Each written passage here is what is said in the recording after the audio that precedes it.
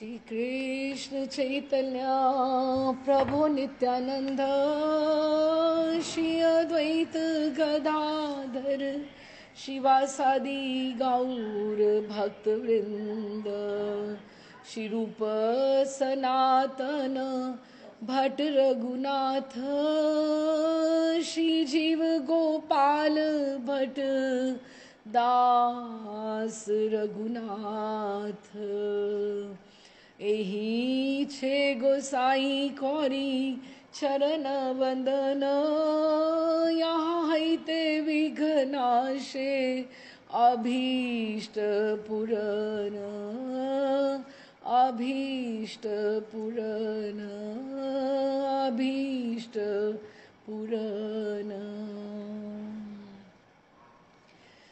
राधे श्याम जी, आज 12वां सत्र है प्रेम संपुट का। हम लोग दिव्य दंपति राधा कृष्ण के प्रेम के संपुट को खोलकर उसको देखने का प्रयास कर रहे हैं कि भीतर क्या है। सामान्य बात नहीं है।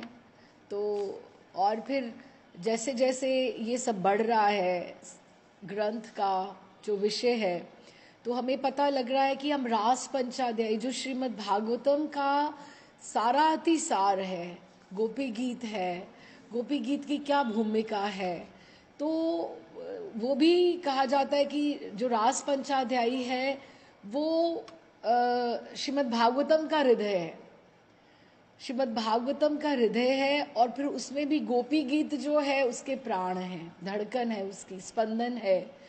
तो उधर की तरफ अगर हम बढ़ रहे हैं तो इसका अर्थ ये है कि हम कुछ ऐसा पाने की लालसा के लिए चले हैं जो कि बहुत दुर्लभ है।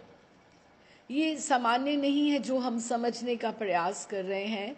ये बड़े अंतरंग ग्रंथ हैं जो हमारे आचार्य पाद ने हमारे लिए सरल भाषा में, हमारे लिए संस्कृत से हिंदी में, बंगला में स्टोर करके रखे कि हम इसका आस्वादन कर पाएं।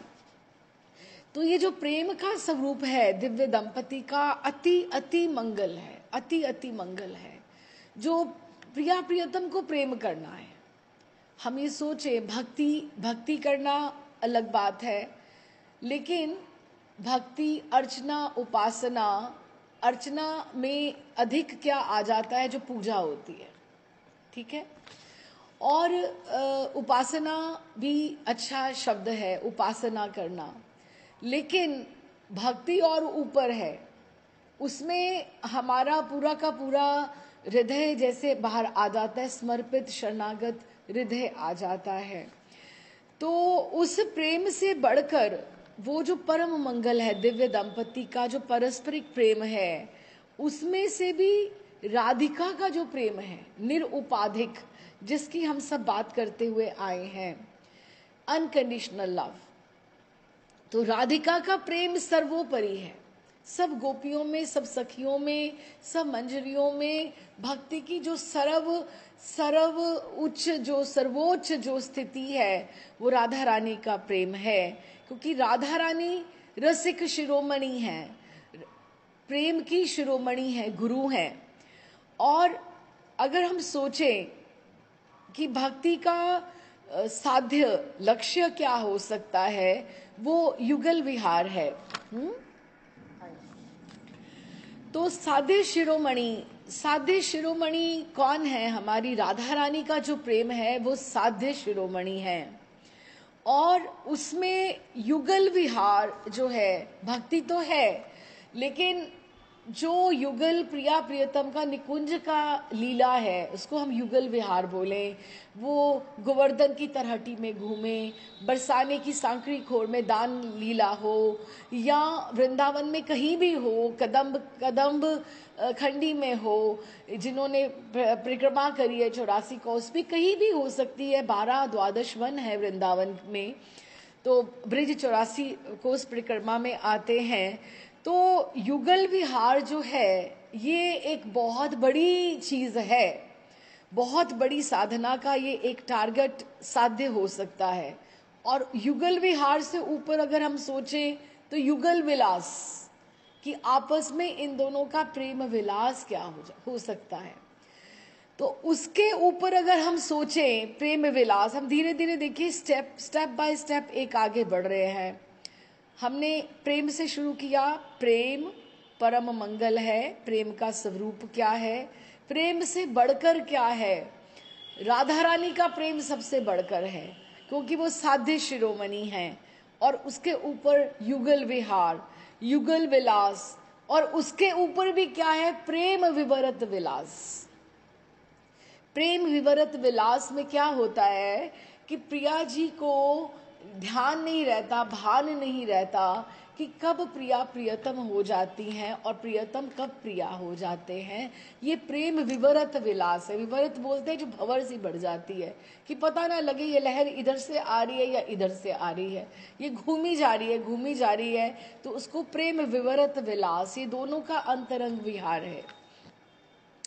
और फिर आगे ऊपर आके और आगे बढ़ जाए तो मादनाख्य भाव, मादनाख्य भाव, ये जो स्थितियां हैं प्रेम विवरत विलास, ये तो युगल विलास में दिखाई देता है, लेकिन मादनाख्य भाव जो है ये केवल और केवल राधा रानी में ही हमें दिखाई देता है, केवल और केवल राधा रानी में या महाप्रभु में, गौर हरि में दिखाई देता है। कहाँ? जब वो गंभीरा में होते हैं, मादनाख्य भाव, कि प्रिया जी जो हैं वो ठाकुर जी के भाव में इतनी अधिक चली जाती हैं कि वो अपने आप को ठाकुर समझती हैं और वो प्रिया जी को फिर ढूंढना प्रारंभ कर देती हैं। वो मादनाख्य भाव सर्वोच्च स्थिति है कि वो स्वयं ही राधिका जो है कृष्ण बन जाती हैं और राधे राधे गाती हैं। तो ये जो स्थितियां हैं ये धीरे धीरे धीरे धीरे ये प्रेम की सब स्थितियां हैं। तो ये हम समझते हुए जब देवांगना प्रिया जी से जब प्रश्न पूछ रही हैं तो उन्होंने उनको बताया कि ठाकुर जी, जो ये दूसरी बात का समाधान हो रहा है उनका, वो ये कि रास में ठाकुर जी आपको क्यों छोड़ कर गए। अगर वो आपको इतना ही प्रेम करते हैं तो वो आपको क्यों छोड़ कर गए। तो ठाकुर जी ने वो 5 पॉइंट्स बताए थे। अगर हम सबको स्मरण हो तो हम उसको एक बार रिकैप कर लेते हैं। तो सखी उन्होंने ये प्रिया जी ही देवांगना को बता रही हैं, ये स्वयं ही बता रही हैं। श्री कृष्ण मन ही मन और भी विचार करने लगे, क्योंकि प्रिया जी को अपनी सखियों के साथ वो इतनी अधिक शायद हमने जप लीना प्रिया जी की हमने लीला करी थी शायद पिछली बार, कि वो सखियों के नाम का जप करती हैं, सखियों के नाम का जप करती हैं, क्योंकि इतनी अधिक प्रिया जी अपनी सखियों के प्रति करुणामयी हैं, इतनी प्रेममयी हैं कि वो सखियों को कहीं भी नहीं छोड़ सकती हैं। उनका इतना उनको ममत्व है, उनमें अंतरंग की जैसे अंतर्मन की उनके प्रति ममता है, और यही प्रिया जी का करुणा वैशिष्ट्य हमें यहाँ पता लगता है। तो उन्होंने देवांगना को उन्होंने बोला कि श्री कृष्ण मुझे क्यों छोड़कर गए, क्योंकि उनको पता लग रहा था कि मेरा तो ध्यान ही नहीं है, मैं तो आनंद ले ही नहीं पा रही हूँ, मैं कहाँ आनंद ले पा रही हूँ। तो अगर गोपांगनाओं के साथ जब रास नृत्य विनोद संपन्न, ये उन्होंने प्रार्थना की थी कि मैं एक बार चाहती हूँ कि आप हम मेरी सब सखियों को भी वो सुख दो जो आप मेरे साथ नृत्य करते हो, ये किया था। तो अगर मैं जैसे प्रिया जी को ले आया हूँ यहाँ पर, तो ले आने से क्या होगा कि अगर मैं इस उपवन में ही भ्रमण करता रहूंगा तो इसको अधिक आनंद नहीं होगा। क्यों? क्योंकि इनका ध्यान कहाँ है? अपनी सखियों में, इनके सखियों में अपना दुख उनका व्याप रहा है, तो मुझे भी कहाँ आनंद आएगा। और अंतर में अगर दुख होगा तो सुख तो मिलता ही नहीं है। और अगर दूसरा पॉइंट उन्होंने किया था कि अगर हम तनिक यहाँ ठहर भी जाएं तो भी अगर सारी सखियां मिलकर आ जाएं तो इस राधा रानी के प्रति इतनी ईर्ष्यालु हो जाएंगी कि हाउ कम, कि ये इतनी श्रेष्ठ है, कि जैसे उन्होंने बोला ब्रिज भाषा में कहते हैं कि इनके तो लत्ते लत्ते ले डालेंगी। तो हमने अभी 2 पॉइंट्स हमने समझा कि अगर ये बात हम सोच रहे हैं कि इतनी वो ईर्ष्यालु हो जाएंगी कि प्रिया जी के साथ ही ठाकुर जी हैं, तो अच्छा नहीं है इस तरह से। और उसके पश्चात जब एक ये भी बात है कि अगर मैं राधिका को क्षण भर के लिए भी त्याग कर दूंगा तो इसको ये जो मान आ गया है कि मैं सर्वश्रेष्ठ हूं, तो उसको भी मैं दोष रहित करूंगा। एक ये भी ठाकुर जी के मन में विचार आया, और अपने सारा दोष अपने मस्तक पर ग्रहण करके मैं ब्रजांगनाओं को ये दिखा दूंगा कि सारा दोष मेरा ही है।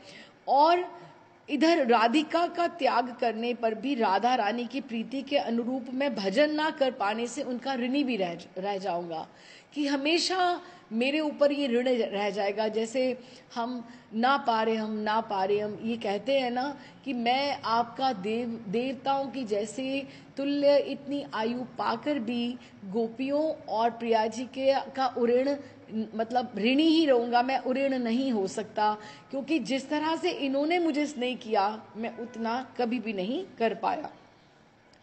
तो ये सारी बातें सोचकर मेरे विरह के कारण, ये राधा रानी देवांगना को ही बोल रही हैं कि मेरे विरह के कारण राधिका द्वारा अनुभव अपार तथा अतुलनीय विरह पीड़ा को अन्य ब्रज सुंदरियों के समीप प्रकाशित करके उन्हें विस्मय समुद्र में निमग्न कराऊंगा। कि अब ये देखो प्लानिंग हो रही है, ये सारी बातें ठाकुर जी के हृदय में चल रही हैं, लेकिन आप ये देखो कि दोनों के प्रेम की कितनी उच्च स्थिति है कि किसी को कुछ बताने की जरूरत नहीं है। प्रिया जी अपने आप समझ रही हैं, जो वो आज वो देवांगना को समझा रही हैं, तो वो पहले समझ चुकी है। लेकिन अब ये प्रश्न भी आएगा कि फिर आप रोई क्यों? अगर आपको सब पता था तो आपने विलाप किया क्यों? ये भी प्रश्न आएगा। लेकिन प्रिया जी ठाकुर जी की स्थिति, मन के भावों को एकदम से समझती हैं, और ठाकुर जी भी, अब हम ये पढ़ते हुए समझ रहे हैं कि ठाकुर जी भी प्रिया जी के हृदय के भावों को समझ रहे हैं कि इनको आनंद नहीं आएगा। तो अब उन्होंने कहा कि अगर मैं प्रिया को थोड़ी देर के लिए यहां छोड़ दूं तो क्या होगा? जब सब गोपियां आएंगी ढूंढती ढांढती, हमारे चरण चिन्हों को ढूंढती हुई आ जाएंगी, तो वो जब राधा रानी को एकदम से इतना विरह में देखेंगी, वो विस्मित हो जाएंगी कि हम तो चल के घूमते ढूंढते हुए आ रही हैं, और प्रिया जी तो ये यहाँ पे मूर्छित है। प्रिया जी तो यहाँ पर मूर्छित है कि प्रिया जी को देखकर वो जो सब सखियां हैं विस्मय समुद्र में निमग्न हो जाएंगी। इससे वे समझ जाएंगी कि मेरे प्रति राधिका का प्रेम कितना प्रगाढ़ है, कि प्रिया जी का मिलन अगर श्रेष्ठ था, सर्वश्रेष्ठ था, तो उनका विरह भी सर्वश्रेष्ठ ही है। वो उनके जैसा नहीं है कि जैसे गोपियां या सखियां हैं। तो इस तरह से ब्रिज रमणियों के हृदय में अपने को सर्वाधिक प्रेमवती मानने का जो गर्व है उसे दूर करूंगा। इससे उनको अपने आप ही समझ में आ जाएगा, सखियों को, कि तुम राधा रानी जैसी नहीं थी। तो उनका भी अभिमान जो था वो भी, उससे भी वो निवृत्त हो जाएंगी कि तुम इसके जैसी नहीं थी।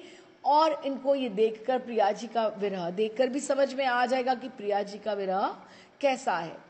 और तदनंतर समस्त गोपियों के हृदय में श्री राधिका ही हम सबकी तुलना में सर्वश्रेष्ठतमा है, कि वो उसका मिलन, वो एक उच्च शिरोमणि नायिका है, सबसे ऊपर है। इस प्रकार का विश्वास मैं जागृत कर दूंगा। तो राधा रानी के प्रेम को स्थापत्य करने के लिए ये आवश्यक था कि उनको वहां पर थोड़ी देर के लिए क्षणिक त्याग दिया जाए, ताकि सब एक सूत्रधार में सूत्र में जैसे सारे की सारी मिल जाए। अब ये देखा जाए तो ये कितनी सूक्ष्म बातें हैं, छोटी छोटी बातें हैं जो हमें समझ में भी ना आए। हम कभी कब से सोचते होंगे कि ठाकुर जी ने क्यों त्याग किया, लेकिन ये उसकी इंट्रिकेसीज है, छोटी छोटी बातें हैं। तो फिर हम आगे पढ़ा कि जिस प्रकार मिलन रस राधिका में ही सर्वाधिक रूप से प्रकाश पाता है, कि मिलन जिस तरह से विहार होता है, अब हर एक के साथ तो विहार नहीं होता, विहार है, अभी हमने यही सब बातें पढ़ी ना, विहार है, युगल विहार है, निकुंज विहार है, विलास है, फिर विवर्त है, विलास विवर्त है, फिर मादनाख्य भाव है। ये जैसे प्रिया जी के साथ सर्वाधिक रूप से प्रकाश पाता है, उसी प्रकार विरहा की भी उतनी उच्च कोटियां हैं जैसे मिलन की हैं। ये मिलन के स्टेप्स में बात कर रही हूं, उस तरह से जैसे विरहा के भी 8 सात्विक भाव बोले गए हैं। जैसे अश्रुनिपातन होना, कभी कभी आपको संकीर्तन में या कथा में अश्रु आपके गिरे, है ना, हमें कितना हल्का हल्का लगता है, अंदर से लगता है जैसे मार्जन हो गया, कितना अच्छा लगता है। तो कभी कभी हमें एकदम से कंप भी होता है, रोमांच भी होता है, कभी कभी रंग पीला। लेकिन ये जो 8 भाव है, ये केवल और केवल या तो राधा रानी में हुए हैं या गौरहरि में हुए हैं, गंभीरा में। ये कोई भी साधक, कोई सामान्य जीव इसको धारण करने की क्षमता नहीं रख सकता है।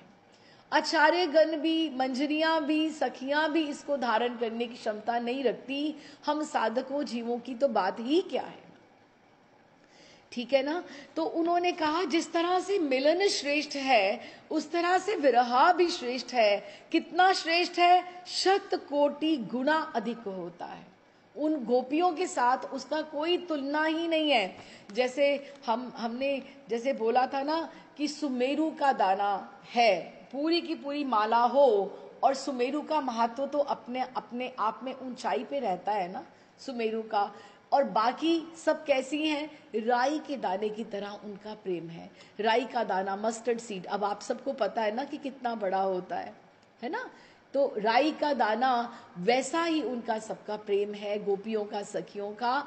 और प्रिया जी कैसे है? प्रिया जी सुमेरु के समान सर्वश्रेष्ठा, मिलन में भी और विरहा में भी। ये सब अन्य रमणियां आते ही समझ जाएंगी।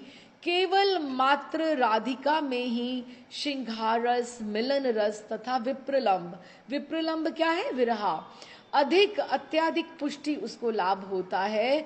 और दूसरी ब्रज सुंदरियों को लज्जित वो हो जाएंगी, और वे सब राधिका को ही गुरु के रूप में प्रत्यक्ष मान लेंगी कि गुरु, क्योंकि वो जब आकर मूर्छित अवस्था में देखेंगी कि प्रिया जी तो ठाकुर जी के त्यागने के ऊपर, कि अब देखो ना, सुख में तो चलो कोई आए नहीं आए अलग बात है, दुख में तो सब एक जैसे इकट्ठे हो जाते हैं ना। किसी के घर में कोई दुख हो तो आप अपनी कोई पिछली बातें भूलकर भी आप चले जाते हो कि नहीं, ये कुछ प्रॉब्लम है अभी, ये समय नहीं है, तो दुख में सब इकट्ठे हो जाते हैं, है ना। तो उसी तरह से जब प्रिया जी को मूर्छित देखेंगी तो सखियां भूल ही जाएंगी कि ठाकुर जी इनको लेकर अलग अंतर ध्यान हुए थे। वो एकदम से उनको अपना, उनको सौहार्द देंगी, अपना समझ के उनको संभालने का प्रयास करेंगी।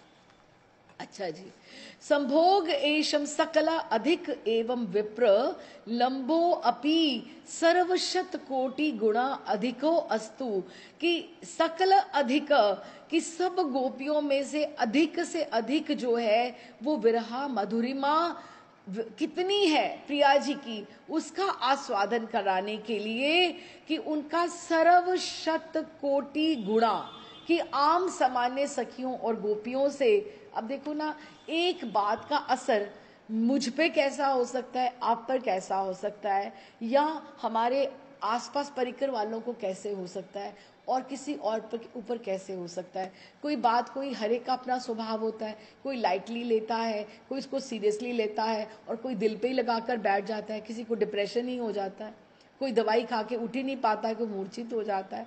तो अभी ये डिपेंड करता है। तो ये ही स्थापित करने के लिए कि सर्व शत कोटि गुणों अधिको अस्तु ताभ्याम शुचि, जो प्रिया जी की पवित्रता है, मिलन की पवित्रता कैसे उन्होंने स्थापित करी कि जब वो प्रिया जी को लेकर आए कि आप सब में से प्रिया जी श्रेष्ठ थी।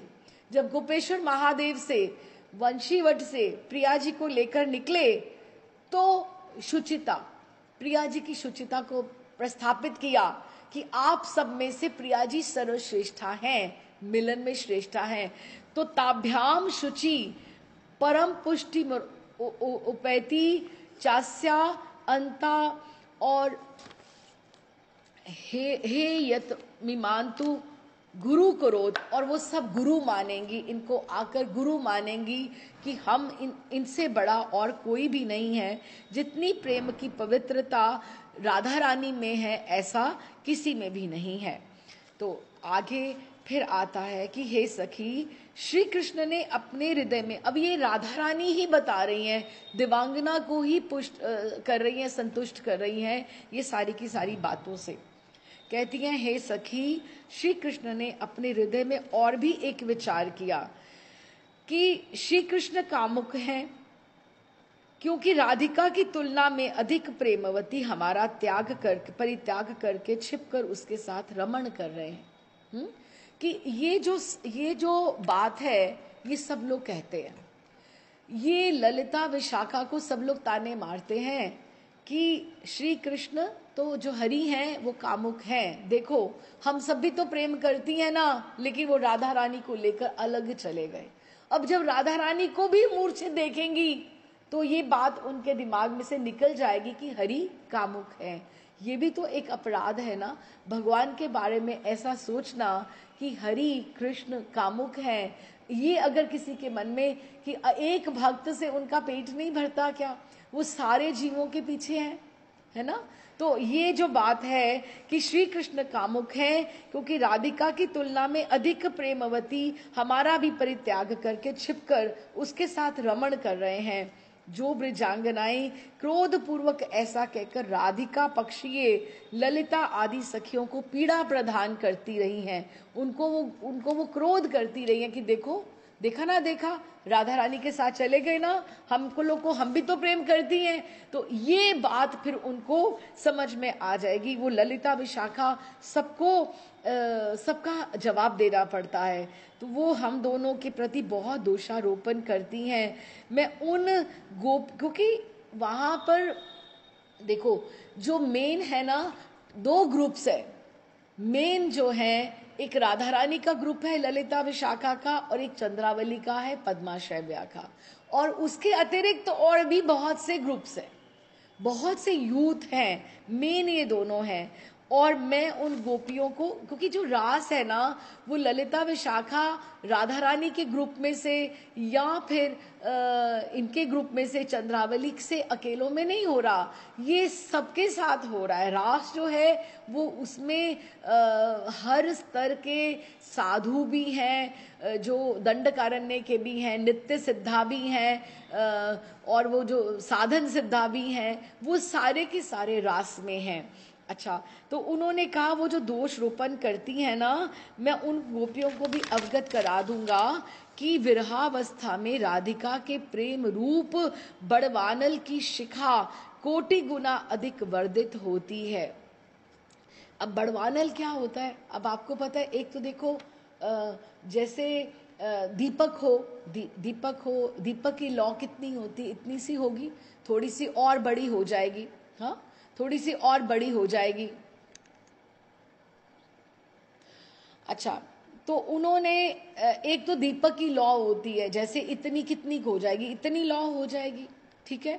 और उसके पश्चात अब आप देखो जैसे हम और कहीं अग्नि जलाएं, जैसे हम बड़ी चलाएं, जैसे बॉन फायर होता है तो बड़ी सी लकड़ियां जलाएं तो कितनी होती हैं, ऐसे हो गया। तो ऐसे ज्वालामुखी की आगे कितनी होती है, ज्वालामुखी की तो कितनी बरसों बरसों तक रहता है ना, कितने देर तक ज्वालामुखी रहता है। लेकिन एक बड़वानल होती है, दावानल बोलते हैं जो जंगल की आग होती है, दावानल जो जंगल की आग होती है। जैसे गुरु अष्टकम में आती है संसार दावानल लिडलोकम, है ना। वो दावानल जो है वो जंगल की आग है। जंगल की आग कैसे लगती है? वो एक वृक्ष से दूसरे, दूसरे से तीसरे, तीसरे से चौथे, ऐसे वो फैलती है। तो हमारा ये जो माया संसार का चक्र की जो आग है ना, ये दावानल की है। कोई दिन ऐसा होता है आप एक बार संतुष्ट होते हो, अच्छा आज ये प्रॉब्लम नहीं है, अभी आधे घंटे तक कोई और प्रॉब्लम आ जाएगी। जंगल की आग है, दावानल है। आचार्य लोग पहले ही कह गए हैं संसार का जो जीवन है वो तो है ही दावानल, जंगल की आग की तरह है। ये ऐसे प्रसार प्रचार इसका होता रहता है, होता रहता है, ये बढ़ता ही रहता है। लेकिन दावानल से भी बड़ी एक अग्नि होती है, वो कौन सी? बड़वानल, जो समुद्र के भीतर लगती है। अब आप ये समझो कि कैसे, समुद्र तो जल है, उसमें कैसे किस तरह से आग लग सकती है। लेकिन समुद्र में इतनी इतनी शिलाएं रहती हैं कि घर्षण के साथ टाइड्स का कभी ऐसा फ्लो होता है कि उसके अंदर, उसकी वजह से तो सुनामी वगैरह आ जाती है और कहाँ तक नष्ट कर देती है सारा का सारा। उनको कितनी अंदर बड़वानल पानी, अब कहीं बाहर जंगल में आग लगी हो तो आप पानी से ही बुझाओगे। अब समुद्र में आग लगी है, बड़वानल है, तो आप कैसे उसको बुझाओगे? पानी तो उसके भीतर ही है, बाहर से कहाँ से पानी डालोगे? वो तो अपने आप ही शांत होगा ना, जब होगा तो होगा। तो उन्होंने क्या कंपैरिजन किया कि ये जो सखियों का, गोपियों का ये जो प्रेम है ना, ये जो विरह है ना, ये कैसा है? जैसे उन्होंने राई और सुमेरु की बात करी थी, इस तरह से विरह की बात कर रही है कि उनका विरह जो है ना, गोपियों का वो दीपक की लौ है, और राधा रानी का कैसा है? बड़वानल, समुद्र की आग, समुद्र की आग की तरह है। ऐसे ही नहीं, गौरहरि आए और जगन्नाथ जी का ये स्वरूप हुआ। क्यों? राधा रानी का विरह ही इतना था, राधा रानी का विरह इतना ऊपर था कि उसको कोई भी उसको सहन नहीं कर सकता था। गौरहरि ने ही उसको संभाला। तो देखो, विरहावस्था में राधिका के प्रेम रूप बड़वानल की शिखा कोटि गुना अधिक वर्धित हो जाती है। कि पहले तो बड़वानल बोल रहे हैं, उसके ऊपर भी बोल रहे हैं कि उसकी जो शिखा है ना, वो कोटि गुना आगे वर्धित होती जाती है। और ये राधिका के समीप आने पर जब सब उसकी प्रेम अग्नि की शिखा समूह बलपूर्वक उन गोपियों को जलाने लगेगी, तभी वे अपने प्रेम को शुद्र दीपक की अग्नि के समान समझ पाएंगी। उनको अपनी स्थिति का अपने आप स्वयं अनुमान हो जाएगा कि हम कहाँ खड़ी हैं। अभी आप सोचो, कभी कभी आपको सिंपल एक और उदाहरण देती हूँ कि जैसे हम किसी संत आचार्यों के पास जाएं, उनकी कभी कभी बातें सुने, हाँ, हम वैसे अपने आप को पूरे संसार में समझें जैसे कि हम बड़े बहुत अच्छे से भजन करते हैं, हम अपना 100% दे रहे हैं, हम इतने बजे उठ जाते हैं, इतनी माला करते हैं, इतना। मैं तो खैर कुछ भी नहीं करती हूँ, लेकिन मैं बात करूँ कि अगर हम समझें और किसी आचार्य के पास बैठे या कोई ऐसे विरागी के पास बैठे जो कंदराओं में भजन करते हैं, तो आपको क्या लगेगा? हम कितने हैं? हम इतने भी नहीं, इतने भी नहीं हैं। हमसे तो भी अचार के बिना रोटी भी नहीं खाई जाती, है ना। और फिर गरम गरम चाहिए, बिल्कुल गरम गरम चाहिए, ठंडा तो खाया पाया ही नहीं जाता, बिल्कुल, है ना। और कोई बासी रोटी 3-3 दिन क्या महीना महीना तक करके तोड़ के वही रोटियां यमुना जल में भिगो कर लेकर और वो भजन करते हैं। तो वो कितना सात्विकता है, कितना शुद्ध वैराग्य है। हमें तो थोड़ा खाना है, थोड़ा सोना है, आराम भी पूरा चाहिए, पूरा एकदम से। लेकिन जो भजन करते हैं, जो भजन में तड़पते हैं, उनकी तो ये स्थिति नहीं होती ना। तो फिर उनके सामने जाकर हमें पता लगता है कि हमारा भजन कितना है, हम कितने जीव, कितना हमारा शक्ति तो है ही नहीं, खैर हमारी कितनी, जैसे हम बोले कि मैं अपना बोलूं, जैसे औकात अपनी नजर आ जाए कि मैं क्या हूं, है ना। तो उस तरह से जिस तरह गोपियां जब राधिका के समीप आने पर, जब उसकी प्रेम अग्नि तो फिर अब जैसे हम रनवाड़ी वाले बाबा की बात करते हैं, रनवाड़ी वाले बाबा कृष्णदास जी का जब हमने चरित्र का गान किया कि उनको इतनी विरह अग्नि हो गई कि इतनी विरह अग्नि हो गई कि उनके चरण से, नख से वो लौ जल रही थी, जो बिहारी दास बाबा ने उधर से जगन्नाथ दास बाबा ने सबने देखा। तो उन्होंने, वो ऊपर बढ़ रही थी, धीरे धीरे धीरे वो जल रहे थे। तो उन्होंने एक बत्ती इधर रखी ताकि वो सब जल जाए एक ही बार।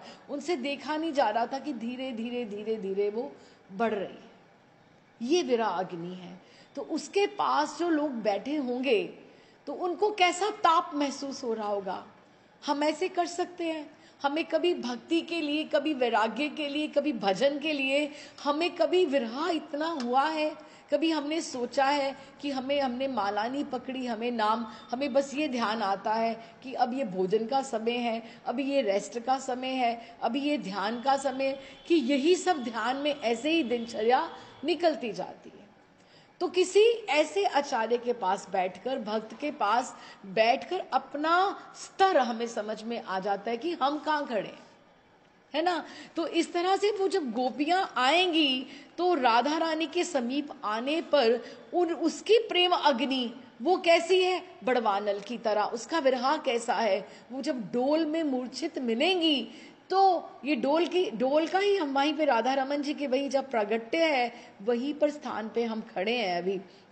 तो उन्होंने विरहनी राधा रानी को वहां जब मूर्छित करेंगी तो उसकी प्रेम अग्नि जो धधक रही होगी राधा रानी की, तो वो सब शिखा समूह वो ऐसी मंडरा रही होगी, वो बलपूर्वक उन गोपियों को उनको जलाने लगेगी। ओहो, राधा रानी का इतना विरह, राधा रानी का इतना विरह। तो वो अपने प्रेम को समझ लेंगी कि हमारा तो शुद्ध दीपक है, हमारे तो छोटे छोटे दीपक है, हमारे मन में तो अभी तो हम इनको ढूंढ रही थी, अभी तो ईर्ष्या में थी, अभी तो हमें यही लग रहा था हम ही भाग्यवान हैं, ठाकुर जी कामुक हैं। और ये इस तरह से उनको समझ में आएगा क्या, किसका विरह श्रेष्ठ है। श्लोक एक बार पढ़ लेते हैं, 2 श्लोक हैं इकट्ठे ये। कामी हरि भवती, कि जो ये सब कहती हैं कि हरि कामुक है, न यदसो विहाय, कि प्रेमाधिक अपि रहो, रमते तू तस्याम, कि राधा रानी को वो अधिक समझकर कि राधा रानी को अपने साथ ले गए हैं। ये जो दोष है ना राधा रानी का भी मैं अपने ऊपर, क्योंकि वो आकर बोलेंगी कि राधा रानी में ऐसा क्या था कि आप राधा रानी को लेकर आप अंतर ध्यान हो गए हो। या तो वो राधा रानी को दोष देंगी या वो मुझे कामुक समझ के दोष देंगी। मैं राधा रानी का दोष भी अपने सिर पे लिए लेता हूं। तो इत वदन्त्य इह संप्रति या रुष्यास्य आली सुतदंती बहु नावपि दुष्यंती।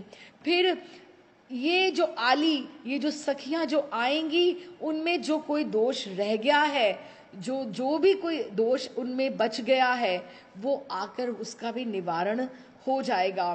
ता एवं कोटि गुणिता विरह तब अमुष्या, कि कोटि गुणा प्रिया जी का जो विरह है उनसे करोड़ों गुना आगे है। प्रेमा अग्नि बाढ़व शिखा, बड़वानल की शिखा है। परिचामी, कि मैं ये जतला दूंगा, मैं समझा दूंगा सब सखियों को कि आओ और देखो, तुमने इनका मिलन भी देखा है, अब तुम इनका विरह भी देखो कि ये कैसे विरह में मूर्छित पड़ी हैं, ये मृत हैं, जीवित हैं, किसी को भी नहीं पता कि जब मैं इनको छोड़ के जाऊंगा। तो इस तरह से उन्होंने उनको बोला कि मैं सब गोपियों को इसका परिचय करा दूंगा कि ये कितना इनका विरह है। फिर इस प्रकार राधा को भी मेरे वियोग में रुदन करते हुए जब वो देखेंगी तो अन्य कितनी प्लानिंग है, ठाकुर जी कितना समझ रहे हैं। ठाकुर जी, प्रिया जी ने एक शब्द भी नहीं कहा, उन्होंने सिर्फ ये कहा कि मैं थक गई हूं, हम थोड़ी देर, मुझे ठाकुर जी को बोला कि या हम बैठ जाते हैं या आप मुझे उठा लीजिए, ये बात हुई है।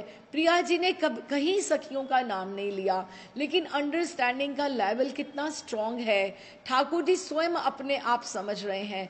और इधर भी कितना स्ट्रांग है। आज वही बातें प्रिया जी दिव्यांगना को स्वयं बता रही हैं कि उन्होंने ऐसा मेरा भाव समझ लिया था।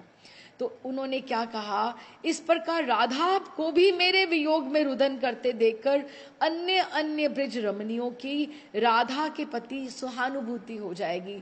वो राधा रानी को आकर एकदम से उठा लेंगी कि ये तो खुद रो रही है, हम तो अपना दुख की बात कर रहे हैं, ये तो स्वयं ये भी तो दुखी है, ये हमारे से शायद पहले आगे आ गई और ठाकुर जी को ढूंढ रही है, हम तो फिर सब की सब इकट्ठी हैं, ये तो अकेली है, ये तो यहाँ पर है अकेली है।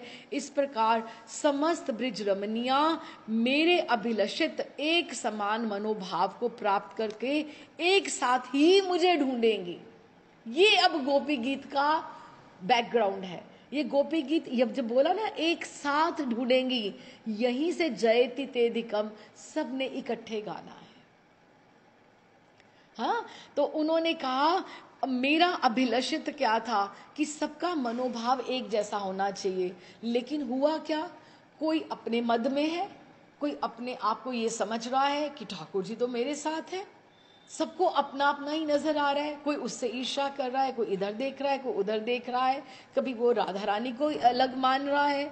लेकिन जब सब एक दुख में हो जाएंगी तो सारी एक भाव में पिरोल ली जाएंगी, एक भाव में आ जाएंगी। अब देखो ना, इसके लिए आप बोलो कि सबका मार्जन करने के लिए दुख कितना आवश्यक है। हम कहते हैं दुख नहीं हो, दुख नहीं हो। अब संसार है तो दुख तो होगा ही होगा ना, हमारे कर्म प्रारब्ध तो है ही है ना, हम ये झेलने के लिए तो आए हैं दुनिया में, और किस लिए आए हैं, कर्मों के बंधन से ही तो आए हैं ना। हम क्यों घूम रहे हैं यहाँ पर, अपने कर्म बंधनों का ही तो निर्वाह कर रहे हैं ना। तो फिर ये दुख जो है ये हमारा मार्जन करता है, ये हमें संभालता है, ये हमें समझाता है, ये क्योंकि जब तक हम अगर सुख में ही रहेंगे तो हम लोग, महाराज श्री बोलते हैं ना, खरबूजा जितनी धूप सहता है वो उतना मीठा होता जाता है।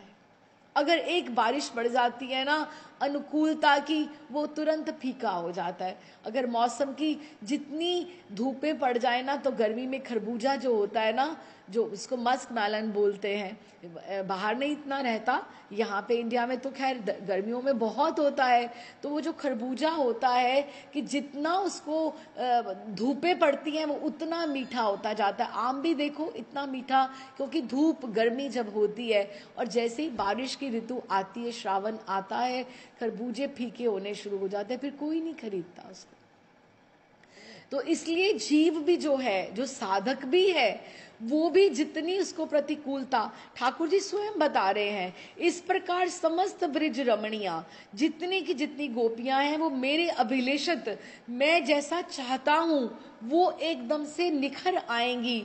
इस प्रतिकूलता से रोकर उनके भाव का मार्जन हो जाएगा। वो एक समान मनोभाव को प्राप्त करके एक साथ ही मुझे ढूंढेंगी, वो मुझे ढूंढने का प्रयास करेंगी एक साथ, एक मनोभाव से। गोपी गीत अभी एक राधा रानी ने तो नहीं गाया, या चंद्रावली ने तो नहीं गाया, या दंडकारण्य की ऋषि वाली गोपियां, ऋषि गोपियां ने तो नहीं गाया, ये सबने मिलकर गाया, क्योंकि सबकी मनोस्थिति, मनो का भाव एक हो गया था। तो फिर रास नृत्य के समय जब वे मंडलाकार में अवस्थित होंगी, ये भी अब समझने वाली बात है, मैं पहले इसको पढ़ जाऊं।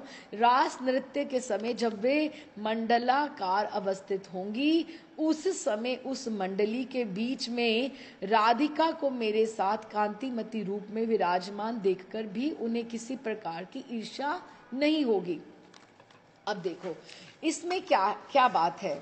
अब देखो, ये जब रास नृत्य होना है ना, अगर आपने देखा हो तो रास नृत्य में सब चक्र के जैसा होता है। रास नृत्य में चक्र के साथ होता है।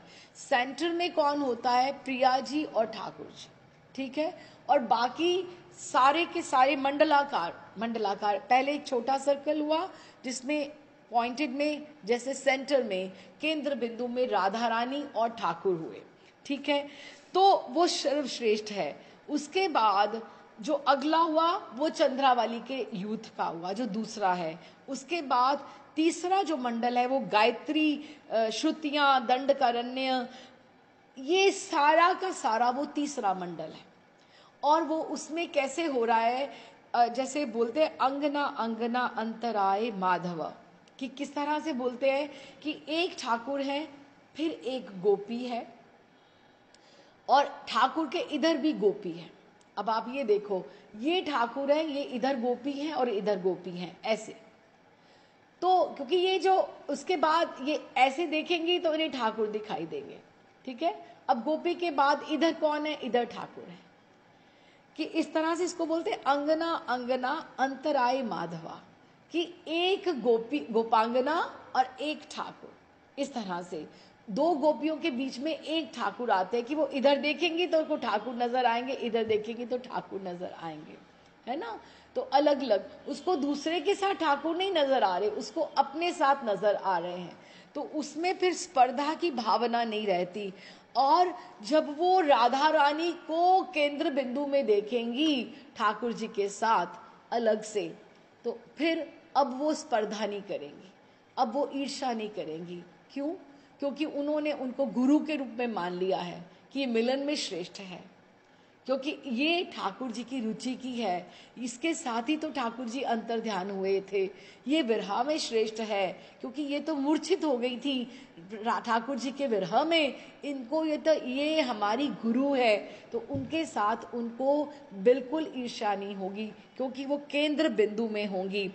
और चंद्रावली भी स्पर्धा नहीं करेगी। क्यों? क्योंकि उसने भी ये देखा है। और वो कैसे देखती हैं कि ये सारे कैसे घूम रहे हैं, इस तरह से कैसे दिख रहा है कि ऐसे दिखता है जैसे एक ज्योति का मंडल होता है, इस तरह से घूमता है। जैसे हम समझे गोला नहीं होता, लाइट का गोला हो, तो ऐसे तार के ऊपर इस तरह से रस्सी के ऊपर एक घूमता है, अग्नि का जो गोला होता है। इस तरह से ठाकुर की जो ज्योति है वो सारी की सारी सखियों के साथ नृत्य करती है। आप समझे? वो सबको ये समझ में आता है कि सबके साथ ठाकुर जी, किसी में स्पर्धा नहीं होगी। और ये इस तरह से उनका वो नजर आएगा किसी को कि ये ज्योतिर्मंडल है जो ये नृत्य विलास कर रहा है। अच्छा, अब ये रास नृत्य के समय जब वे मंडलाकार में अवस्थित होंगी, अब क्योंकि सबको, अब ये तो है नहीं चंद्रावली बीच में आ जाएंगी, बिल्कुल नहीं, सबको अपनी पोजीशन लेनी है। सखियों को दंडकारण्य के ऋषि जो हैं गायत्री श्रुतियां, वो तो बीच में नहीं आ जाएंगे, नहीं ना आएंगे। तो इसीलिए ये जो सारे के सारे इनकी स्थितियां हैं, राधा रानी सेंटर में होंगी, फिर चंद्रावली, फिर दूसरी गोपियां होंगी। तो वो उस मंडली के बीच में राधिका को जब मेरे साथ कांतिमती रूप में विराजमान देखेंगी तो फिर उनसे ईर्ष्या नहीं करेंगी। क्यों? क्योंकि उन्होंने उनका बड़वानल, उनकी जो विरहा था वो अनुभव किया है, और उनका मिलन भी अनुभव किया है, और उसको गुरु के रूप में स्वीकार भी किया है।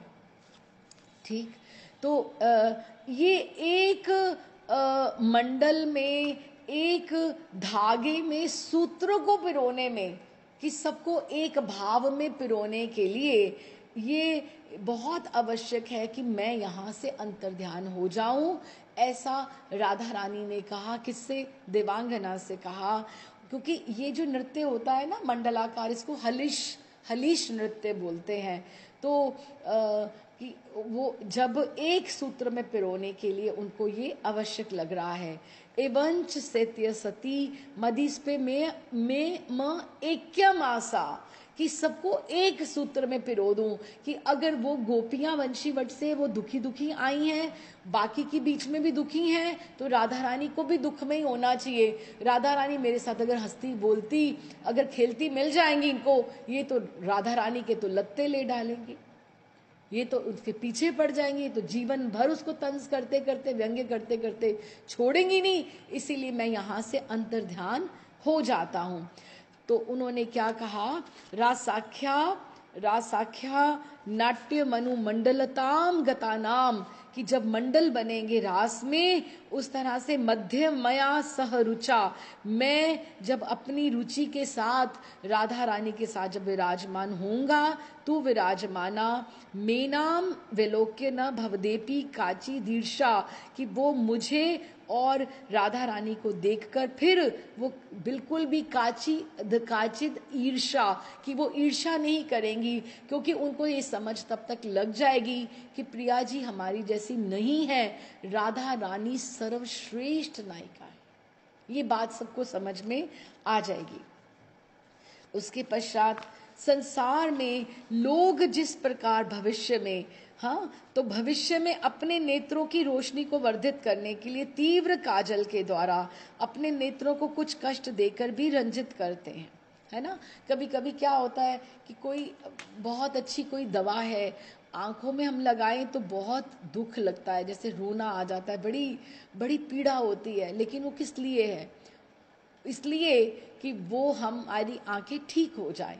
कभी कभी किसी को दुख भी देना पड़ता है, जैसे बच्चे को कांटा लगा है तो हम सुई से पहले उसको पोक करेंगे ना, पहले हम सुई से ही उसको कष्ट देकर ही निकालने का प्रयास करेंगे ना, तो पहले इसको कष्ट देना पड़ेगा तो ही तो वो निकलेगा, नहीं तो वो तो बिल्कुल वहाँ पे बीच में उसको चुभता ही रहेगा। तो पहले कष्ट देना पड़ता है ना, कभी मार लगानी पड़ती है ना। तो ठाकुर जी ने कहा कि संसार में लोग जिस प्रकार भविष्य में अपने नेत्रों की रोशनी को वर्धित करने के लिए तीव्र काजल के द्वारा अपने नेत्रों को कुछ कष्ट देकर भी रंजित करते हैं कि हमारी आंखें पीड़ा रहित हो जाएं, सुंदर हो जाएं, उसी प्रकार यदि कोई हितैषी मित्र किसी समय अपने बंधुओं को भी कष्ट देते हैं, कोई भले के लिए, कोई किसी को बोलता है ना कि अच्छा तू ये थोड़ा सा ही कर ले, लेकिन ये तेरा अच्छा हो जाएगा, इसमें तेरे को इसमें अभी पीड़ा जरूर है लेकिन देखना तेरे लिए ये बहुत अच्छा है। जैसे हमें आचार्यवर कहते हैं कि तुम भजन कर लो, थोड़ा कष्टदायक तो है, सुबह उठना, माला के लिए बैठना, ब्रह्म मुहूर्त में उठना, ये सब कष्टदायक तो है, लेकिन ये तुम्हें एक बार अभ्यास हो जाएगा, तुम्हें रुचि आने लगेगी, तुम्हारा एकदम से भाव जागृत हो जाएगा, तो तुम्हारे लिए ही अच्छा है। ये हितैषी जन ही हमें कह सकते हैं। उसी प्रकार हितैषी मित्र किसी समय अपने बंधुओं को कष्ट भी देते हैं तो उसका कारण भी भविष्य में यही होता है कि कम से कम उनको भविष्य में सुख रूपी संपत्ति प्रदान हो जाए, उनको वो मिल जाए। तात्पर्य ये है कि अगर मैं राधा रानी का परित्याग करके उसको कुछ देर के लिए विरह पीड़ा कर देता हूँ, तथापि उससे हमारे भविष्य मिलन में परम सुख की ही उपलब्धि होगी। कि पहले थोड़ी देर तो कष्ट होगा, लेकिन अब देखो, अगर प्रिया ठाकुर जी अगर अंतर्ध्यान उस समय ना हुए होते तो हमें गोपी गीत मिलता क्या, प्रिया जी का विरह देखने को मिलता क्या, ये सब कहाँ मिलता। और ठाकुर जी कैसे उनके ऋणी बन पाते कि वो कैसे कहते कि मैं आपका ऋणी हो ही नहीं सकता, है ना। तो उनको अपनी प्रियतमा को, अपनी सखियों को ऊपर हाथ रखने के लिए, और उन्होंने सारा दोष अपने माथे ले लिया। और ये बोल कौन रही है? राधा रानी बोल रही है, खुद वो सब समझ रही हैं। तो कहती इसीलिए। अच्छा, अब इसको श्लोक पढ़ते हैं कि अब देखो ठाकुर जी क्या है, सबको निभा रहे हैं। कितने स्वभाव की गोपियां हैं, कितने स्वभाव की सखियां हैं, हमसे 4 लोग घर के नहीं संभाले जाते, तो कितने जीव हैं, कितने साधक हैं। ठाकुर जी अपने अपने भाव से सबका संरक्षण कर रहे हैं। कष्ट देना पड़ता है कभी कभी, अपने बच्चे को भी तो डांटना पड़ता है, किसके लिए? उसके अच्छे के लिए डांटना पड़ता है कि ये इसके अच्छे मार्क्स आ जाए, तू ऐसा कर ले, तू ये मत खा, तू ये ले, तुम्हारे लिए ये अच्छा है। कष्ट कदापि सुख संपदा कुरकुरमेव, कि कुछ कल तुम्हें सुख भी मिलेगा, पहले कष्ट देना पड़ता है। मित्राय मित्रमपि यजति तद्विद्वेषी, जो हितैषी होता है ना, जो आपका हित भलाई चाहता है, मित्र ही मित्र को, अगर आपको कोई समझाने का प्रयास करता है, अगर आपको आप अपना कोई हितैषी है तो ही आपको ये बताएगा कि आपके लिए ये अच्छा है। तीव्र अंजन सुरमा वो जो होता है, काजल होता है, लगाने के लिए देता है। यद्यपि मूर्छति स्वदृष्टि, उसको कितना एकदम से उसको मूर्छना आती है, उसकी आंखें भिज जाती हैं, दर्द होती है, पर अल्टीमेट एट द एंड क्या मिलने वाला है? उसको यही मिलने वाला है कि उसकी आंखें दृष्टि अच्छी हो जाएगी। जैसे अगर माँ एक बच्चे का जख्म साफ करते करते जो मवाद को हटाती है, जो उसमें मवाद हो जाती है, डॉक्टर हटाता है, किसके लिए? क्यों? क्योंकि उससे इन्फेक्शन हो रही है। तो ये मवाद नहीं हटेगी तो उसका दुख रोग कैसे जाएगा, जख्म कैसे ठीक होगा? तो मवाद को हटाना आवश्यक होता है। तो उसी तरह से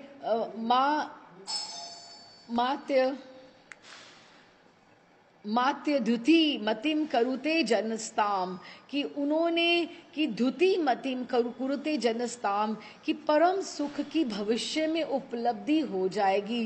क्यों? क्योंकि वो जो काजल है पहले पहले पीड़ा देगा, लेकिन वो आपके हित में हो।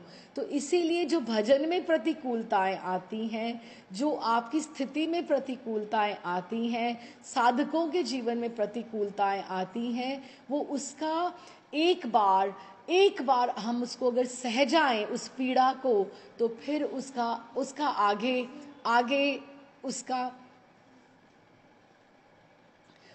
आगे आकर हमें उसका अच्छा ही अच्छा अनुकूलता ही मिलने वाला है, उससे हमारा हर्ष वर्धन ही होने वाला है। तो ये हमने किया अगला श्लोक। तो बस एक ही श्लोक करके एक थोड़ी छोटी सी लीला का विश्राम करते हैं। I hope I am making you understand, कुछ समझ में आ रहा है। लेकिन ठाकुर जी कितनी सारी जस्टिफिकेशंस दे रहे हैं कि मैं क्यों अंतर्ध्यान हुआ, मैं रास में ये जो इतनी इम्पोर्टेंट रात्रि थी, रास की जो 6 मास की रात्रि थी, शरद पूर्णिमा की रात्रि, और इतने बरसों, इतने कात्यायनी की तपस्या करने के पश्चात और व्रत के पश्चात ये सब मिली थी, मिलन का ये जो प्रसंग आया था, तो ये इसमें मुझे अंतर्ध्यान होने की क्या आवश्यकता थी? उसके लिए ठाकुर जी अपने आप को कितना जस्टिफाई कर रहे हैं, कितना जस्टिफाई कर रहे हैं। और आज अगर हम सोचें, अगर इन्हीं श्लोकों को दृष्टि में रखते हुए अगर हम बात करें, तो हम कितना करें कि ये वाकई कितना जरूरी था। अगर वो राधा रानी क्यों, अगर ये ना हो तो क्या सबके साथ नृत्य हो सकता था? क्या प्रिया जी की अभिलाषा थी ना, ये पॉसिबल नहीं हो पाता अगर ठाकुर जी अंतर्ध्यान नहीं हुए होते। उनका अंतर्ध्यान होना बहुत आवश्यक था। और सबसे खूबसूरत बात यह है कि राधा रानी को सब पता है। राधा रानी खुद देवांगना को ये सब बता रही हैं, अपने प्रेम का संपुट खोल के उनको दिखा रही हैं कि अब आप देखिए कि ये प्रिया, अब देखो ना तो एक शब्द ठाकुर बोले, ना एक भी शब्द प्रिया जी बोली, लेकिन उनको भी उनकी खबर है और उनको भी उनकी खबर है। ये कितना अंडरस्टैंडिंग का लेवल। और बीच में देखो सखियां हैं, सखियों की प्रसन्नता।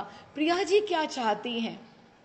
प्रिया जी क्या चाहती हैं कि ठाकुर जी ने जो सुख वो मुझे देते हैं, मेरी सब सखियां, मेरी गोपियों, मेरी मंजरियों, सबको मिले, ये सुख उनको मिले। अब ये अभिलाषा किसकी है? प्रिया जी की अभिलाषा है ना। तो इसीलिए तो पूरा का पूरा ये रचा गया। शरद पूर्णिमा की रात्रि का ये जो समावेश था, ये इस तरह से ये किया गया। तो एक श्लोक पढ़ते हैं हम, उसके बाद हम फिर विश्राम करेंगे। हे देवी, मेरे प्रियतम इस प्रकार सोच विचार कर अनुराग के साथ मुझे उठाकर कुछ कदम चलकर बोले। अब ये कहां से लेकर चले हैं?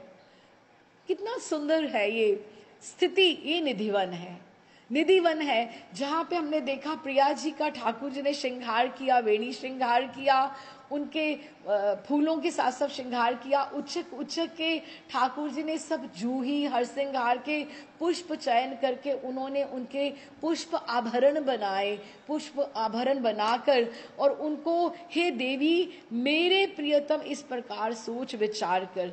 ये फिर भी देखो प्रिया जी क्या बोल रही, मेरे प्रियतम, वो मेरा ही हित चाहते हैं। इस प्रकार सोच विचार के अनुराग के साथ, बहुत स्नेह के साथ मुझे लेकर गए, कुछ कदम चले।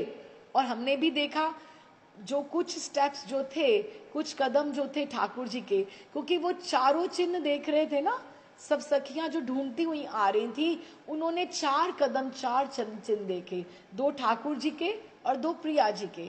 लेकिन आगे जाकर थोड़ा सा निधिवन के आगे उन्होंने जो देखे वो केवल और केवल ठाकुर जी के थे, प्रिया जी के नहीं थे। क्यों? और वो दबे हुए थे। इसका अर्थ ये हुआ कि ठाकुर जी ने प्रिया जी को अपने कंधे में उठा लिया था, क्योंकि वो भार से वो दब गए थे। आप बात का मर्म समझो।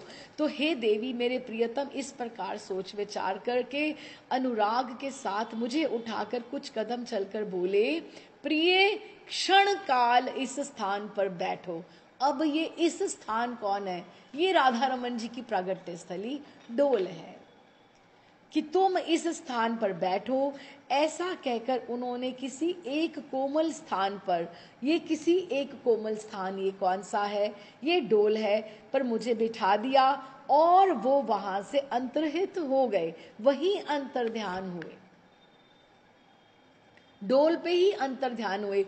राधा रमन जी के रूप में जब ठाकुर जी प्रकट होंगे तो फिर वहीं से प्रकट हुए हैं ठाकुर जी। पीताम्बर स्त्रग्वी जो आता है वो वहीं से ठाकुर जी। अगले श्लोक में इसमें कॉन्टिन्यूटी आएगी, जब हम अगली क्लास में पढ़ेंगे तो फिर हमें समझ में आएगा। लेकिन ठाकुर जी थोड़े कदम निधिवन से डोल तक चले हैं, प्रिया जी को गोद में उठाए, अंक में उठाए या कंधे पे उठाए, आप कुछ भी सोचें। उसके पश्चात उन्होंने जब प्रिया जी ने कहा, और देखो जब मैं बैठ गई थी प्रिया जी ने ये भी कहा कि व्हेन आई वॉज कंफर्टेबल, मुझे बिल्कुल मैं ठीक ठाक थी, मुझे उन्होंने अच्छे से बिठाया। क्यों? क्योंकि वो मेरे मन के भावों को समझ गए कि मैं सखियों के बिना कहीं चलना ही नहीं चाहती, मैं आगे। देखो पूरी की पूरी अगर आप साधक का जीवन भी देखोगे, शुरुआत कहाँ से, प्रारंभ कहाँ से होता है? सबसे पहले Bhavamayi, there is a answer to your question also which you put for Maharaj ji the other day in Kenya. तो सबसे पहले हम कृष्ण पे आते हैं, कृष्ण पे आते हैं। ऐसा ही होता है साधक के लिए। Krishna sends us to Radha Rani, Radha Rani, वो राधा रानी की तरफ भेजते हैं, क्योंकि पात्र जो है वो आपको प्रेम करना सिखाना राधा रानी आपको देती हैं। हम कृष्ण आपको प्रेम करना नहीं सिखा सकते, वो जो निरुपाधिक अनकंडीशनल जो लव है वो राधा रानी ही हमें सिखाएंगी। राधा रानी हमें कहाँ भेजती हैं? हम लोग चल रहे हैं, हम आते हैं कृष्ण की तरफ। दुनिया में ऐसा ही होता है, कृष्ण हमें, ठाकुर जी हमें, अगर हम पात्र योग्य लगे तो हमें वो राधा रानी की तरफ भेजते हैं। राधा रानी हमें कहाँ भेजती हैं?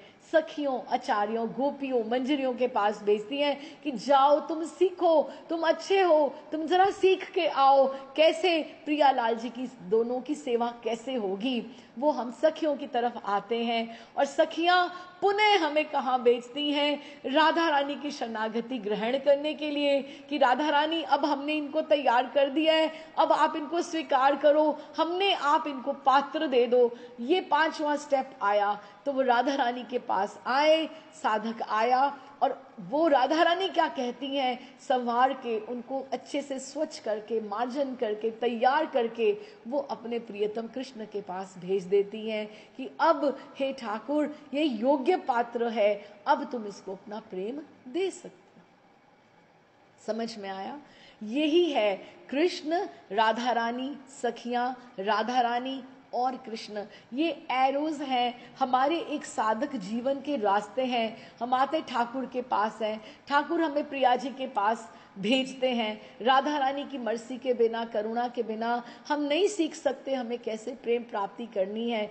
आप राधा रानी का प्रेम संपुट अगर जानोगे तो समझोगे ना राधा रानी का प्रेम क्या है। राधा रानी हमें तैयारी के लिए हमें आचार्य गुरुदेव के पास भेजते हैं। वो गुरुदेव, सखियां, मंजरियां जो आचार्य हैं वो फिर हमें पुनः मार्जन करके, कथा महारानी तैयार करके हमें राधा रानी के पास भेजती हैं, और राधा रानी हमें स्वच्छ करके, हमें बिल्कुल अपने हाथ से पात्र देकर हमें ठाकुर को समर्पित कर देती। यही प्रोसेस है भक्ति का। हरि बोल। यही प्रोसेस है भक्ति का। और राधा रानी की करुणा का वैशिष्ट्य क्या है? यही है। एक छोटी सी कथा करके फिर हम इसको विश्राम करते हैं।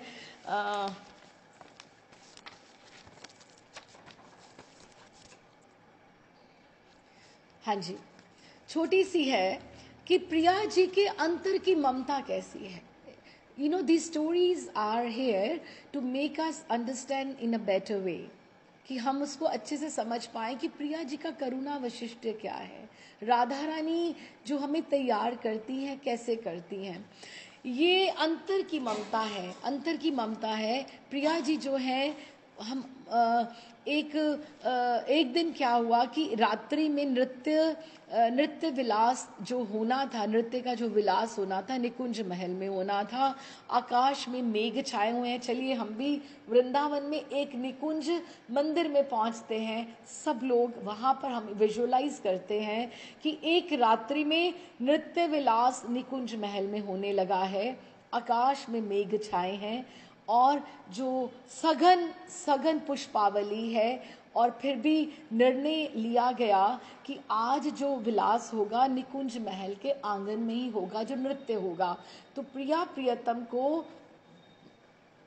प्रियतम को सिंहासन के ऊपर विराजमान कर दिया गया, और जो जो सामग्री चाहिए थी, जो जैसे भी आवश्यकता है, झारी है, चांवर है, या तांबूल है, या मालाएं हैं, सब चीजें व्यवस्थित करके सखियां उपस्थित हो गई। और स्वर्ण सिंहासन पर प्रिया प्रियतम के विराजते ही जय जयकार से सभा सदन एकदम से गूंज उठा और स्तुतियां हुई। और उसके बाद सखियों ने प्रिया प्रियतम का निराजन किया। निराजन करना, ऐसे निराजन करना जैसे आरती उतार कर जैसे बलिहार जाना, उनकी बलैया लेना कि कितने सुंदर लग रहे हैं दोनों। निराजन किया तो फिर ललिता जी ने तांबूल अर्पित करते हुए तांबूल प्रिया प्रियतम से रास मंडल में पधारने का अनुरोध किया कि आइए और आकर नृत्य प्रारंभ कीजिए। अनुरोध को सुनकर प्रिया जी ने कहा, ललिते, आज मेरे मन में कुछ और है। सबसे पहले आज मंजरियों का नृत्य होने दो। हाँ, हमारा जब मन होगा, आज हम आपके दृष्टा होंगे, हम दृश्य को देखेंगे, हम उसमें जब हमारा मन होगा, मैं और श्याम सुंदर आएंगे, उसमें हिस्सा लेंगे, लेकिन अभी नहीं, सबसे पहले मंजरियों का नृत्य होगा। तुम सब अपने अपने हे सखियों वाद्यों को संभाल लो, अपने अपने सब वाद्यों को संभाल लो। मंजरियों के नृत्य करते करते जब नृत्य रंग मंडल उमड़ कर बहने लगेगा, तब हम दोनों भी उस नृत्य उल्लास में सम्मिलित हो जाएंगे। इस तरह से उन्होंने ललिता जी को बोला। तो ललिता जी ने कहा उल्लास्वर में, हे स्वामी ने, तुम्हारी रुचि की जय हो, जैसा आप चाहती हैं वैसा ही होगा, आप निश्चिंत रहिए। स्वर्ण सिंहासन से ललिता जी ने मंजरियों के समीप वो आई और प्रिया जी की रुचि का निवेदन किया कि ऐसा ऐसा प्रिया जी चाहती हैं कि आज मंजरियों का पहले नृत्य होगा। तो एकदम से ये बात सुनकर सब सखियों में, मंजरियों में हर्ष की लहर दौड़ गई। जिन जिन मंजरियों को ललिता जी ने आगे आने का निर्देश दिया, वो सब नृत्य करने के लिए रास मंडल पर, वो निकुंज भवन के प्रांगण में वहां पर एकत्रित हो गई। तो प्रिया जी ने अब श्री प्रियतम से अनुरोध किया, हे प्राणेश्वर, इन सभी मंजरियों को जो नृत्य के लिए रास मंडल पर प्रस्तुत है, आप उठिए और सबको सम्मानित कीजिए। देखो प्रिया जी का करुणा। अब जैसे कोई गेस्ट आए होते हैं तो हम बोले कि आप उठिए, जो मेन मेंबर है ठाकुर जी को बोला कि आप आगे बढ़िए, हार पहनाइए, उनको चंदन कीजिए। ठाकुर की जिम्मेदारी लग रही है, ठाकुर जी को ड्यूटी लग रही है। कौन लगा रही है? स्वामिनी है, स्वामिनी लगा रही है। तो प्रियतम के तो मन की बात थी कि जो जैसी प्रिया जी कहें, और उनकी सखियां हैं, उनकी मंजरियां हैं, मैं क्यों ना करूं। फिर बात वही आ गई ना, कृष्ण राधिका, कृष्णा राधिका से किधर आ रहे हैं, मंजरियों की तरफ आ रहे हैं। ठीक है, तो उसके बाद सभी मंजरियों का यही अनुभव हो रहा था कि ठाकुर उठे वहां से सिंहासन से, प्रिया जी वहीं बैठी रही, सभी को ठाकुर जी ने पुष्पहार पहनाया और सबको अपने हाथ से तांबूल दिया, सबके मुख में अर्पण किया, जैसे अभिवादन होता है, सबको वेलकम करना। सबको कितना करुणा है प्रिया जी में, सबको। और सभी को यही लग रहा था कि सबसे पहले ठाकुर ने मुझे ही हार पहनाया है, मुझे ही तांबूल दिया है, और मुझे ही मुझे ही सम्मान दिया है। सभी मंजरियों पर स्नेह की वर्षा करके प्रियतम पुनः वापस स्वर्ण सिंहासन पर विराजमान हो गए। प्रिया जी के नेत्रों का संकेत पाकर ललिता जी ने कहा, वाद्यों की धूप पुष्प चंदन से अर्चना की। वाद्य पूजन के उपरांत ललिता जी क्या बजा दी, हमें सब बातें पता होनी चाहिए। ससुराल वाले घर में जाना है ना तो पता करो, जेठ जेठानी, देवर देवरानी, ननद का क्या स्वभाव है, क्या करते हैं वो समझो। ललिता जी क्या बजाती हैं, वीणा बजाती हैं। ललिता जी का वाद्य क्या है, वीणा बजाती हैं। विशाखा जी ने क्या, मृदंग बजाती हैं। चित्रा जी वैसे तो चित्र में नवीन प्रवीण है, लेकिन वो सितार के ऊपर होती हैं। इंदुलेखा जी ने मंजीरा संभाला। इस प्रकार सभी ने अपने अपने सारे वाद्य संभाले। ललिता जी वीणा बजाने लगी और जिसका साथ दे रहा था सितार का मधुर स्वर, जो चित्रा जी बजा रही थी और विशाखा जी मृदंग बजा रही थी। श्री विशाखा जी ने मृदंग पर जब थाप दी और मंजरियों का ये जो नृत्य था एकदम से प्रारंभ हो गया। और विशाखा जी के बोल के अनुसार वो जैसे गा रही थी, मंजरियां कभी हाथों को इधर लेके जाती, बाहु प्रसार करती, इधर लेके जाती, आगे पीछे नृत्य हो रहा है, मंडलाकार सब घूम रही हैं और पद संस्थापन करती कि चरण कभी ऐसे लग रहे हैं या ऐसे लग रहे हैं और संस्थापन हो रहा है। और साथ ही जहाँ जहाँ उनके हाथ जाते, उनकी नेत्रों की पुतलियां वहीं पर भाव। और सबको पता है प्रिया प्रियतम आज खुद नृत्य नहीं कर रहे, वो आज हमें देख रहे हैं। तो आप कैसे, आपको पता हो आप स्टेज के ऊपर हो और आपको प्रिया प्रियतम देख रहे हैं तो आप अपना बेस्ट करोगे ना, हम अपना बेस्ट परफॉर्म करेंगे ना। ऐसे ही जीवन में भी हमें बेस्ट परफॉर्म करना है। आपको लगता है एक क्षण भी राधा रमन की दृष्टि आपसे इधर हटी है क्या? नहीं हटी। हमें हर बार बेस्ट परफॉर्म करना है।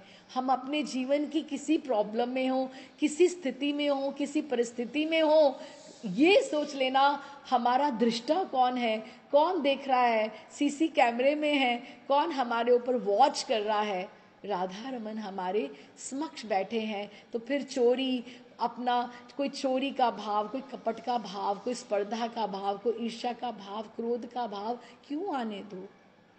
आप जो जहां वो देख रहा है तो यहाँ पर क्या है, सब सखियां मंजरियां अपने बेस्ट पर परफॉर्म कर रही हैं। क्यों? क्योंकि प्रिया प्रियतम उनको एकदम से सामने वॉच कर रहे हैं, दृष्टा हैं उनके। तो नृत्य का रंग जमने लगा धीरे धीरे। सभा सदन में उपस्थित सभी के नेत्रों पर एकदम से कपोलों पर उल्लास छाया हुआ था। सब जय जयकार हो रही है, सब बढ़िया हो रहा है, सब उल्लास में निमग्न है। प्रिया जी भी उल्लसित हैं, ठाकुर भी वाह वाह कर रहे हैं। सब सखियों को लग रहा है, मंजरियों को, कि ये मेरे ही वाद्य पे हो रहा है, किसी को लग रहा है ये मेरे ही भाव प्रदर्शन पे हो रहा है, मैंने ऐसे ऐसे भाव लिया ना, मैंने ऐसे चक्कर लिया ना, तो देखो प्रिया जी को कितनी प्रसन्नता हुई। सबको ऐसे ही लग रहा है। एकदम से अचानक क्या हुआ, थोड़ी देर के लिए प्रिया जी का जो मुखाकृति थी बदल गई, तो वो उल्लास उनका मंद हो गया। बाकी सबका वैसा ही है, लेकिन उनका थोड़ा मंद हो गया। और क्योंकि प्रिया जी की जो प्रसन्नता है उसको रेसिप्रोकेट करती है प्रकृति।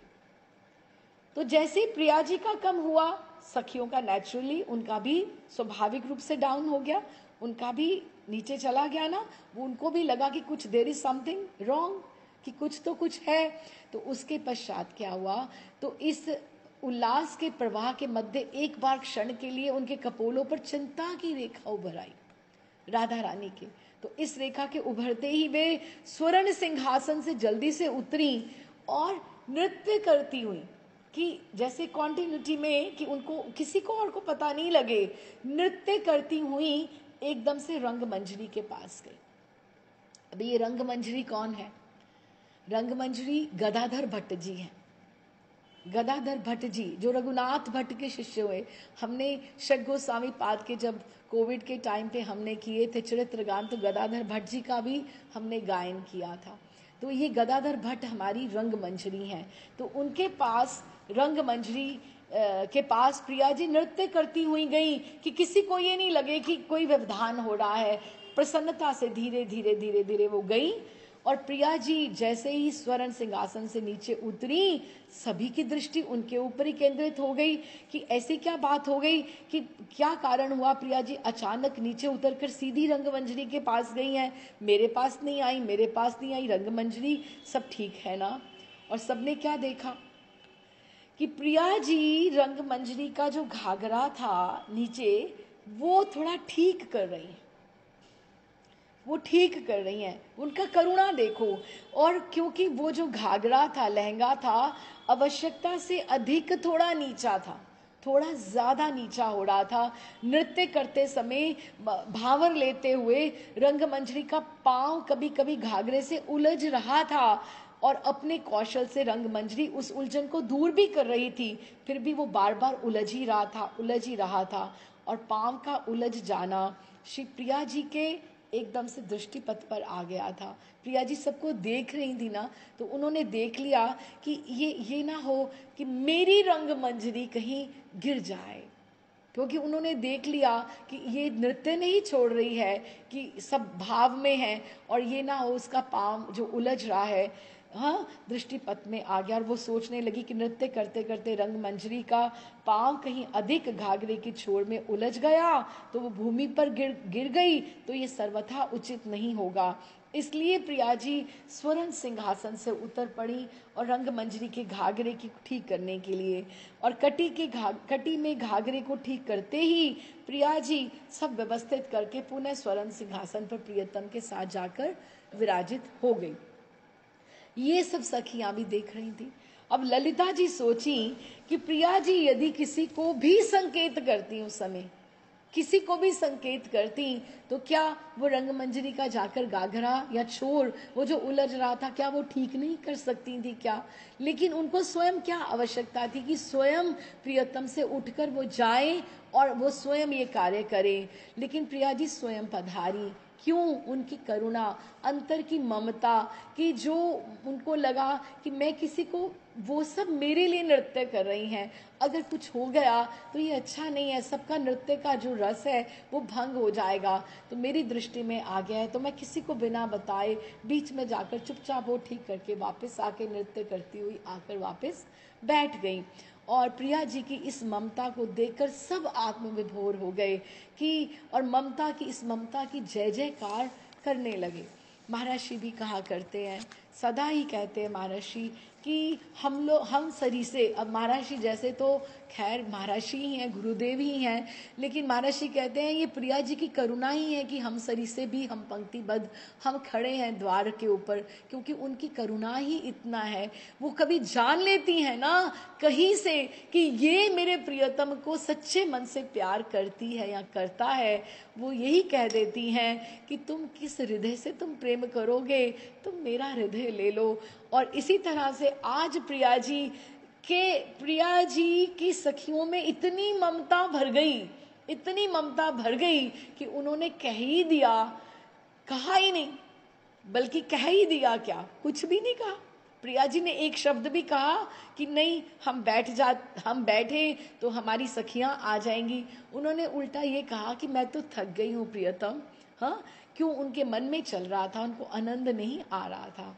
और ठाकुर इस मनोभाव को समझे। अब ये अंडरस्टैंडिंग का ये जो लेवल है, ये स्तर है, अब इसको कौन समझे और कौन समझाए। ये दिव्य प्रेम संपुट है जिसका हम आस्वादन कर रहे हैं। बस इसको प्रिया जी को ठाकुर जी ने डोल में बिठा दिया है। अब देखते हैं अगले वीक कैसा रहता है। लेकिन अब यहीं विश्राम करते हैं। प्रिया जी और ठाकुर जी अभी संग में ही हैं, इसलिए मैं उनको अंतर ध्यान पे नहीं पहुंच रही थी, क्योंकि नहीं तो वीक एक पड़ जाएगा। इसीलिए मैं यहाँ पे कि प्रिया जी और ठाकुर जी इकट्ठे हैं, ठाकुर जी ने प्रिया जी को बिठा दिया है डोल में। अब जैसे आगे कथा बढ़ेगी फिर हम उसका आस्वादन करेंगे। Radhe Shyam ji, thanks for being there. Radhe Shyam ji.